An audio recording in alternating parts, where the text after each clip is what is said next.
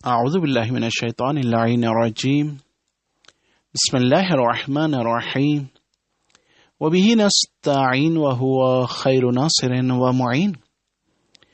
فضائل شیعہ کے موضوع پر یہ آج تیسرا درس ہے۔ آج کے درس میں بھی 5 روایات پیش کریں گے۔ پہلی روایت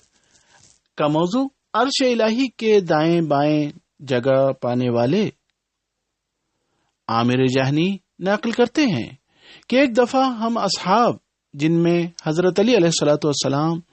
اور ابو بکر و عمر و عثمان بھی تھے، مسجد نبوی میں بیٹھے ہوئے تھے کہ نبی اکرم صلی اللہ علیہ وآلہ وسلم داخل ہوئے اور حضرت علی علیہ الصلوۃ والسلام کے پاس بیٹھے اور دائیں بائیں دیکھتے ہوئے آپ صلی اللہ علیہ وآلہ وسلم نے ارشاد فرمایا، عرش الہی کے دائیں بائیں کچھ ایسے افراد ہیں جن کے چہرے نورانی ہیں۔ ابو بکر اٹھے اور کہنے لگے، یا رسول اللہ، کیا میں ان میں سے ہوں؟ تو آپ صلی اللہ علیہ وسلم نے فرمایا، بیٹھو۔ پھر عمر اٹھے اور ابو بکر کے جملات کو تکرار کیا تو آپ صلی اللہ علیہ وآلہ وسلم نے ان سے بھی کہا کہ بیٹھو۔ جب ابن مسعود نے دیکھا کہ ان دونوں افراد نے اٹھ کر پوچھا اور حضرت نے انہیں بٹھا دیا تو وہ اٹھے اور کہا، یا رسول اللہ، میرے ماں باپ آپ پر قربان جائیں، آپ ذرا عرش الہی کے اطراف کے ان نورانی حضرات کی خصوصیات ہمیں بتائیں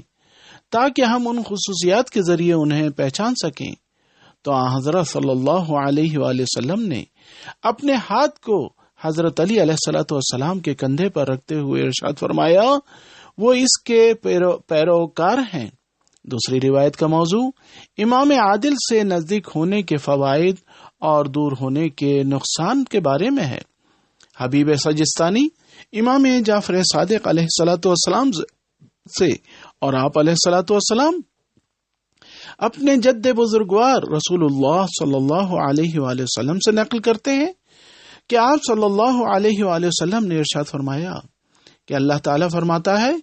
جو لوگ میرے غیر کی طرف سے منسوب ظالم حاکم کے نزدیک ہوتے یا اسے دوست رکھتے ہیں، چاہے وہ خود جتنے بھی باتقوا ہوں، میں انہیں عذاب کروں گا، اور جو میری جانب سے منسوب امام عادل کے نزدیک ہوتا ہے اور اس کی پیروی کرتا ہے تو میں اسے بخش دیتا ہوں، چاہے وہ اپنے اعمال میں ظالم و بد کردار ہی کیوں نہ ہو۔ تیسری روایت کا موضوع اللہ کی طرف سے دعوت شدہ و اہل توفیق افراد کون ہیں؟ ابو حمزہ امام جعفر صادق علیہ الصلوۃ والسلام سے نقل کرتے ہیں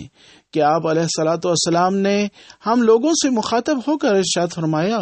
تم لوگ اللہ کی جانب سے اہل تحیت و رحمت و اکرام و اہل حق و اہل توفیق اور اللہ کی پناہ میں ہو، اللہ کے دعوت شدہ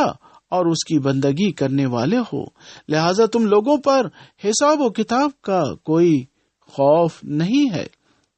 چوتھی روایت کا موضوع ولایت اہل بیت اطہار علیہ الصلوۃ والسلام کے فوائد ہیں۔ ابو حمزہ امام جعفر صادق علیہ الصلوۃ والسلام سے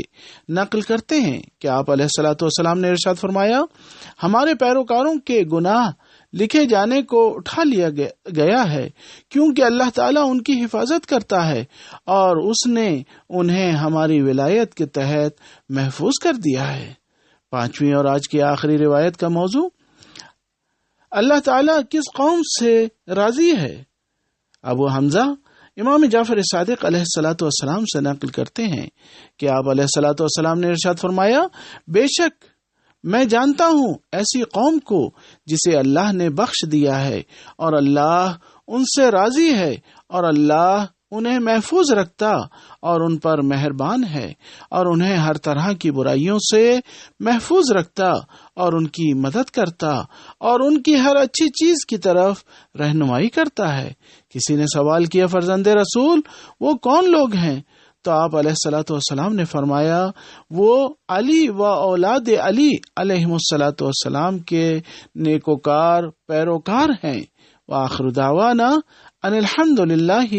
رب العالمین۔